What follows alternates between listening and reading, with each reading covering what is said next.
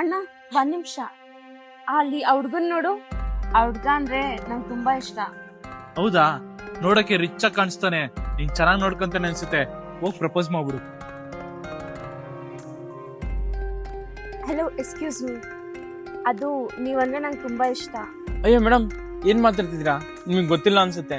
ನಾನೊಂದು ಬಡ ಕುಟುಂಬದವನು. ಹಬ್ಬ ಅಂದ್ರೆ ತಿಂಗಳಿಗೆ 5,000-6,000 ದುಡಿಯೋದೇ ಹೆಚ್ಚು. ಅದರಲ್ಲಿ ಇರೋದೊಂದು ಸಣ್ಣ ಮನೆ. ಅದ್ರಲ್ಲಿ ನಿಮ್ಮನ್ನ ನಾನು ಹೇಗ್ ಖುಷಿಯಾಗಿ ಇಟ್ಕೊಳಕಾಗುತ್ತೆ ಹೇಳಿ? ಇವನೇನ್ ದೊಡ್ಡ ಶ್ರೀಮಂತ ಅನ್ಕೊಂಡೆ, ಇವ್ ನೋಡ್ರೆ ಬಡವ. ಇವನೇ ನೀನ್ ಚೆನ್ನಾಗಿ ನೋಡ್ಕೊಂತಾನೆ, ಬಾ. ನೀನ್ ಬಡವನ ಸೌಕರ್ಯನ ಅದು ನಂಗೆ ಲೆಕ್ಕಕ್ಕೆ ಬರಲ್ಲ. ನಾನ್ ಪ್ರೀತಿಸಿರೋದು ನಿನ್ನ ಹತ್ರ ಇರೋ ದುಡ್ಡನ್ನಲ್ಲ. ಸರ್, ಮೀಟಿಂಗ್ ರೆಡಿ ಆಗಿದೆ, ಹಾಗೆ ಕಾರ್ ಕೂಡ ರೆಡಿ ಆಗಿದೆ, ಹೋಗೋಣ. ಓಕೆ, ಹೋಗೋಣ. ನಾನ್ ನೀವು ಅನ್ಕೊಂಡಂಗೆ ಬಡವ ಅಲ್ಲ, ಜಸ್ಟ್ ನಿಮ್ ಪ್ರೀತಿನ ಚೆಕ್ ಮಾಡ್ತಿದ್ದೆ ಅಷ್ಟೇ.